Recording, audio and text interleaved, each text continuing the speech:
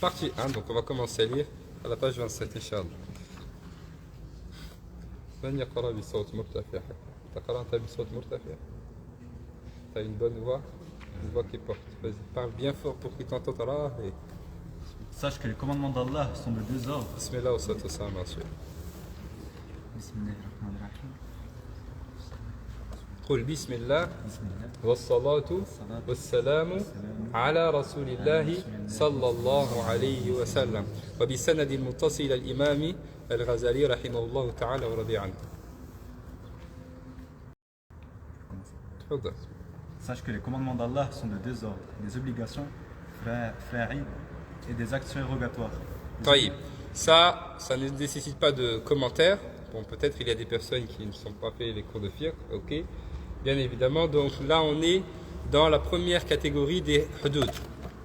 On a parlé hier des hudud. C'est quoi le hudud? Ce sont les limites sacrées d'Allah subhanahu wa ta'ala. Qu'est-ce qu'on a dit sur les hudud? On a dit les limites sacrées d'Allah subhanahu wa ta'ala, ce sont les obligations et les interdictions. Les obligations et les interdictions, ce sont des demandes de Sharia. C'est qui Sharia?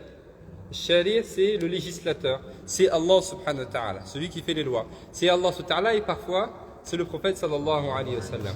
Le Sharia, il nous demande un certain nombre de choses. Le Sharia, il nous demande de faire des choses et il nous demande de délaisser des choses. Okay? La demande du législateur, qui est une demande contraignante, okay, de faire une chose, c'est ce qu'on appelle al-wajib. Al-wajib, ce qui est obligatoire, c'est lorsqu'on nous demande de faire quelque chose, mais c'est une demande contraignante. C'est-à-dire que si on ne le fait pas, on est sanctionné. C'est ce qu'on appelle l'obligation. Et puis il y a une demande qui est non contraignante. Lorsqu'on nous demande de faire quelque chose, mais de manière non contraignante. C'est ce qu'on appelle al-nadb. C'est la recommandation. C'est une chose qui est recommandée. N'est-ce pas? Et puis de l'autre côté, il y a le fait de la demande, talabu tark. C'est le fait de délaisser. On nous demande de délaisser une chose. Si c'est une demande de délaisser quelque chose contraignante, donc c'est ce qu'on appelle le haram. C'est-à-dire que si je ne le délaisse pas, je fais un péché, je suis sanctionné. Ok? Et puis il y a la demande de délaisser quelque chose qui est non contraignante.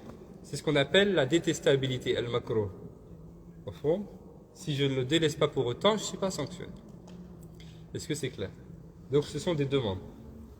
On nous demande de faire quelque chose, et cette demande de faire quelque chose, soit elle est contraignante, soit elle n'est pas contraignante. Si elle est contraignante, c'est une obligation. Si elle est non contraignante, c'est la recommandation. Et puis on nous demande de délaisser des choses. Soit c'est une demande de délaisser quelque chose de manière contraignante, soit de manière non contraignante. Si c'est de manière contraignante, c'est une chose qui est haram. Si c'est de manière non contraignante, c'est une chose qui est détestable. C'est clair? Ou bien, en d'autres termes, donc l'obligation, c'est le fait, c'est la chose qui, si je le fais, je suis récompensé, et si je ne la fais pas, je suis sanctionné. Et la recommandation, c'est la chose, si je la fais, je suis récompensé, si je ne la fais pas, je ne suis pas sanctionné. Et puis il y a la détestabilité, c'est si je fais cette chose, je ne suis pas sanctionné, mais si je la fais, je ne suis pas... Hein, si je la fais, je ne suis pas... Je suis en train de le faire. La détestabilité, si je ne la fais pas, je ne suis pas sanctionné. Non, ça c'est la détestabilité. Si je la fais, je ne suis pas sanctionné. Vous suivez avec moi ou pas?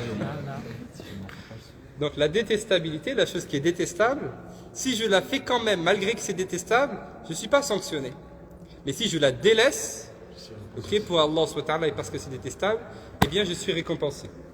Et par contre, la chose qui est obligatoire, si je la fais, je suis récompensé, et si je ne la fais pas, je suis mafhoum. Et puis entre les deux, il y a, qu'est-ce qu'on appelle? Il y a entre les deux, il y a le halal. Le halal, c'est la chose qui est licite, qui est autorisée. Le halal ou bien le mubah ou bien le jaïz.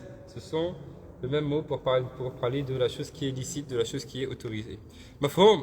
Donc les limites d'Allah se divisent en interdiction contraignante ou pas, et en chose qui nous est demandée de manière contraignante ou pas. Là on est dans ce qui nous est demandé, dans la première partie. Et il nous dit là, les commandements d'Allah subhanahu wa ta'ala, ils se divisent en obligations et en choses surérogatoires. Il y a des choses qu'Allah nous demande de manière un petit peu contraignante, il y a des choses qui nous demandent de manière non contraignante, effectivement. Ce qui nous demande de manière contraignante sont les obligations. Et ces obligations-là, le wajibat, ok, elles se divisent aussi en deux catégories. Comme on l'a déjà vu, il y a l'obligation individuelle et puis il y a l'obligation collective. L'obligation individuelle, c'est une obligation pour chaque tête. Ok? Comme par exemple, comme quoi par exemple? Comme la prière. Mais quelle prière? C'est pas toutes les prières. Par exemple, la prière, les 5 prières quotidiennes. Par exemple, on a fait la prière de l'Asr. Moi, je viens à la mosquée, je vois Mohamed qui fait la prière de l'Asr, et je dis, ah bah c'est bon, il a fait la prière. On n'a pas besoin de faire la prière parce que Mohamed, il a fait la prière. Non, Mohamed, il a fait la prière pour sa tête. Moi, il faut que je fasse la prière pour ma tête. C'est une obligation individuelle, pour chaque individu.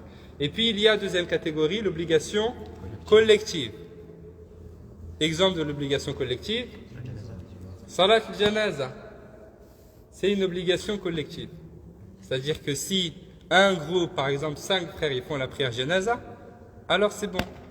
La communauté s'est acquittée de cette obligation collective. Ok, mais si personne ne le fait, donc toute la communauté prend cette responsabilité-là. C'est la différence entre l'obligation et l'obligation individuelle et l'obligation. Aussi, les sunan se divisent en sunan individuelles et sunan collectives. Exemple, la prière de Chef al-Watr, c'est une sunna individuelle. Si Wahiba fait Chef al-Watr, je ne vais pas dire c'est bon, Wahiba a fait Chef al-Watr, je n'ai pas besoin de faire moi. Non, il faut que chaque personne fasse son Chef al-Watr. Par contre, l'adhan, si le mu'adhin asadi il fait l'adhan, je ne vais pas dire moi aussi il faut que je fasse mon adhan, et lui il fait son adhan, donc il y aura 10 000 adhan dans la mosquée. Il faut un adhan pour tout le monde. C'est une sunna collective. Et puis il y a les sunnas individuelles et les sunnas collectives.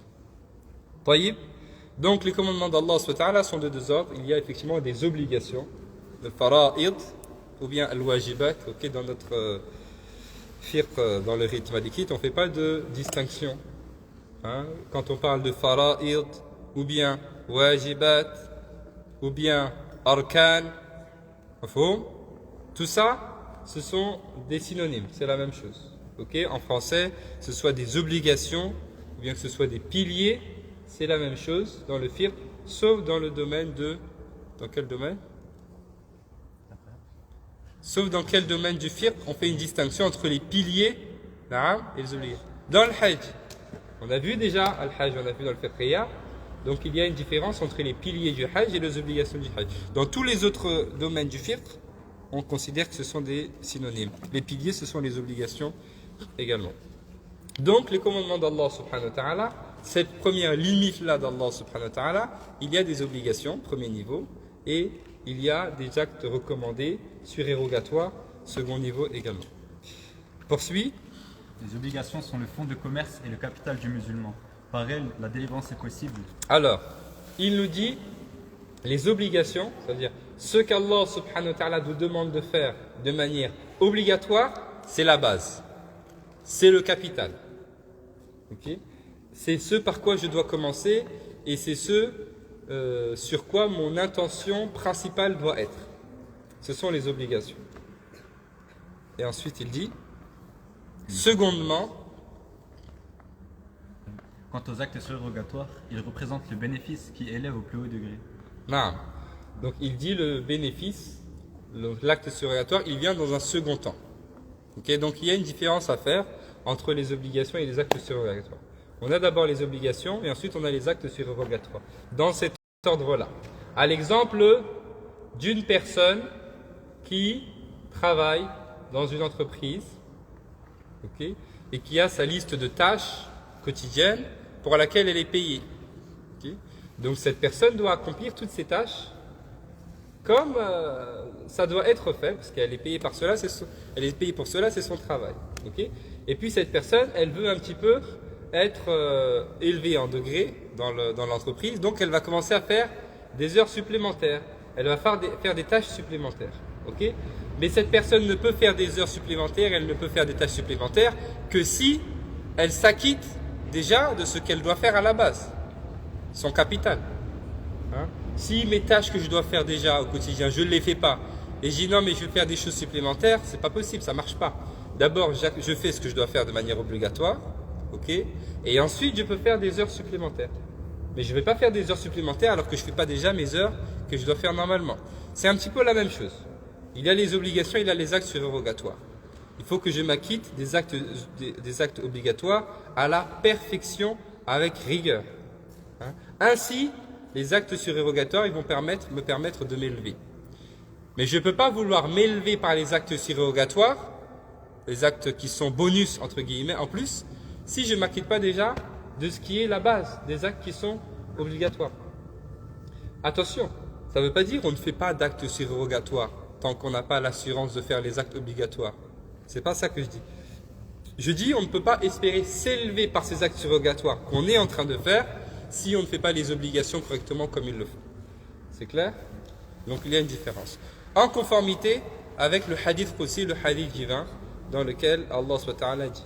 Donc le hadith Qudsi, qu'est-ce que c'est? C'est un hadith divin, c'est-à-dire les paroles, ce sont les paroles, les dires du prophète sallam, mais le sens vient d'Allah subhanahu wa ta'ala. Ok? Donc le prophète sallam, il dit qu'Allah subhanahu wa ta'ala dit. Donc vous retenez cette catégorie de hadith, on l'appelle hadith Qudsi. C'est un hadith divin. C'est-à-dire c'est le prophète sallam qui le dit, mais le prophète sallam il le rapporte d'Allah. Ok, la différence avec le hadith nabawi qui vient du prophète sallam lui-même. Non.